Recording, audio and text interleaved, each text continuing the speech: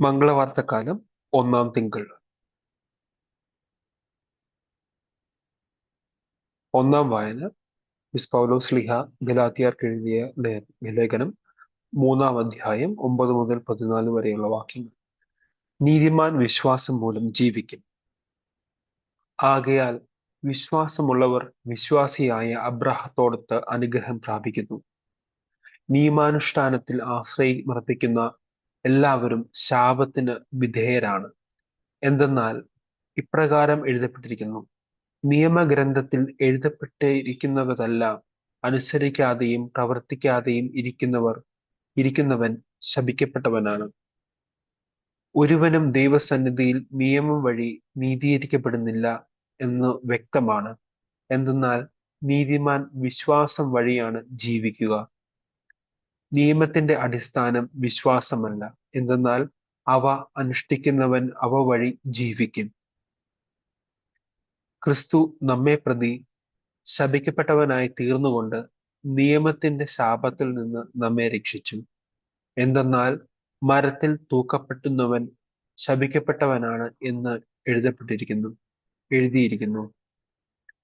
അബ്രാഹത്തിന് ലഭിച്ച അനുഗ്രഹം യേശു ക്രിസ്തു വഴി വിജാതീയരിലേക്കും വ്യാപിക്കേണ്ടതിന് ആത്മാവിന്റെ വാഗ്ദാനം വിശ്വാസം വഴി നമ്മൾ പ്രാപിക്കേണ്ടതിനും ആണ് ഇപ്രകാരം സംഭവിച്ചത്. സുവിശേഷ വായന. ലൂക്ക 9-ാം അധ്യായം. വിശുദ്ധ ലൂക്ക എഴുതിയ സുവിശേഷം 9-ാം അധ്യായം 37 മുതൽ 43 വരെയുള്ള വാക്യങ്ങൾ. വിശ്വാസമില്ലാത്ത വഴിപിഴച്ച തലമുറ. പിറ്റേ ദിവസം അവർ മലയിൽ നിന്ന് ഇറങ്ങി വന്നപ്പോൾ വലിയ ഒരു ജനക്കൂട്ടം അവന്റെ അടുത്ത് വന്നു. ജനക്കൂട്ടത്തിൽ നിന്ന് ഒരുവൻ വിളിച്ചു പറഞ്ഞു: ഗുരു, എന്റെ മകനെ കടാക്ഷിക്കണമെന്ന് നിന്നോട് ഞാൻ അപേക്ഷിക്കുന്നു. അവൻ എന്റെ ഏക മകനാണ്. അവനെ ഒരു അശുദ്ധാത്മാവ് പിടികൂടിയിരിക്കുന്നു. അപ്പോൾ അവൻ പെട്ടെന്ന് നിലവിളിക്കുന്നു. നുരയും പതയും പുറപ്പെടുവിക്കുന്നതുവരെ അത് അവനെ ഞെരുക്കി പീഡിപ്പിക്കുകയും പരിക്കേൽപ്പിക്കുകയും ചെയ്യുന്നു. അത് അവനെ വിട്ടുമാറുന്നുമില്ല.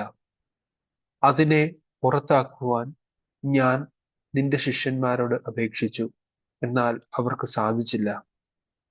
യേശു പ്രതിവദിച്ചു: വിശ്വാസമില്ലാത്ത വഴിപിഴച്ച തലമുറയെ, ഞാൻ എത്രനാൾ നിങ്ങളോട് കൂടെ ഉണ്ടായിരിക്കും?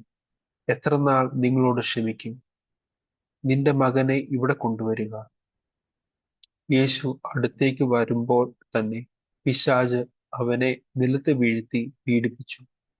യേശു അശുദ്ധാത്മാവിനെ ശാസിക്കുകയും കുട്ടിയെ സുഖപ്പെടുത്തി പിതാവിനെ ഏൽപ്പിക്കുകയും ചെയ്തു. ദൈവത്തിന്റെ മഹത്തായ ശക്തിയെക്കുറിച്ച് എല്ലാവരും അത്ഭുതപ്പെട്ടു.